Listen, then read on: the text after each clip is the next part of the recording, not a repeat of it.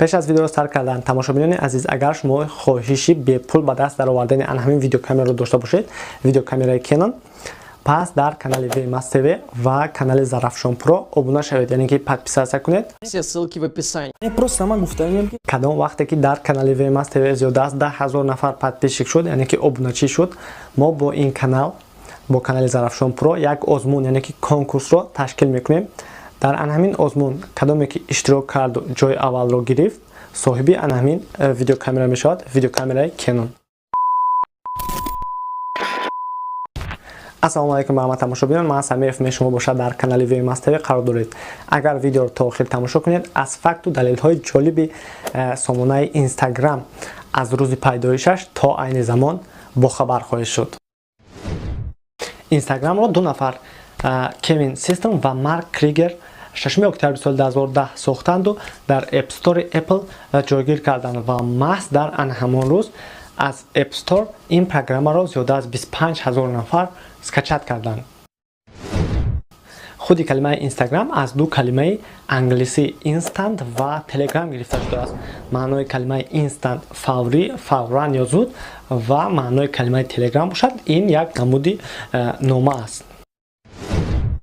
9 اپریل سال 2012 فیسبوک اینستاگرام رو بعد از 1.5 سال برآمدنش با مبلغ 1 میلیارد دلار آمریکایی خریداری میکند. جای جالبش در آن است که در اون وقت بعد از 1.5 سال در اینستاگرام تنها 13 نفر کار میکردند و خلاص.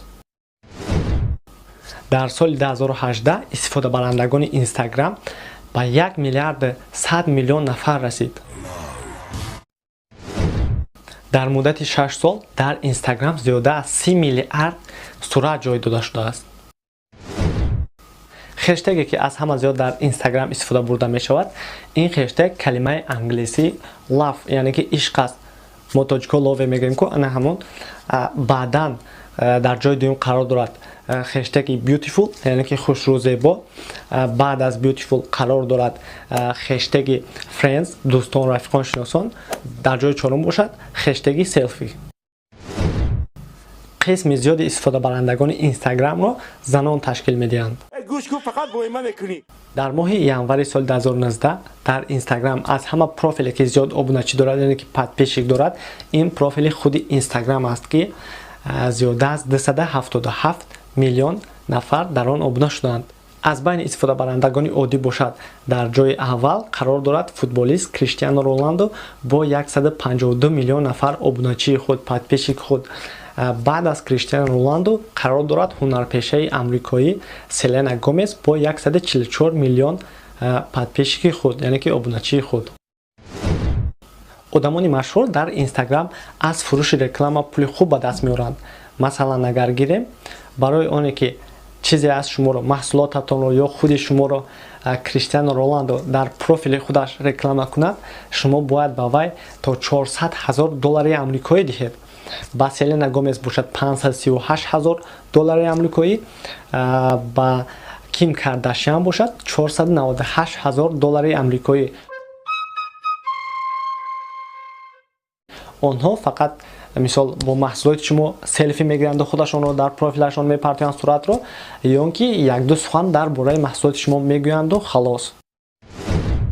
4 میلیارد 200 میلیون همین قدر صورت و ویدیو گذاشته می شود در یک شبانه روز در اینستاگرام. در یک دقیقه باشد در این سامانه 50,000 صورت گذاشته می شود و ما میدونیم که یک شبانه روز از 24 ساعت عبارت است.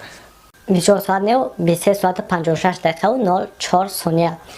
و همین 24 ساعت برابر می شود با 1440 دقیقه. اکنون 1440 دقیقه رو با 50 ضرب میزنیم و معلوم می شود که چقدر صورت در یک شبانه روز گذاشته می شود. تنها صورت، ویدیو نه، تنها صورت در یک شبانه روز.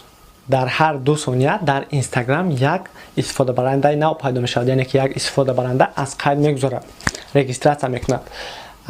اگر همین ویدیو 10 دقیقه دوام کند، همین ویدیو در روزش 10 دقیقه باشد و شما از اول تا به آخر این ویدیو رو تماشا کنید، در آن مدتی که شما تماشا کرده میشوید الکی اینستاگرام 300 نفر استفاده برنده خود رو پیدا میکند، یعنی که 300 نفر در آن مدتی که شما ویدیو رو تماشا میکنید از قید میگذارند، یعنی که رجیستراسیون میکنند.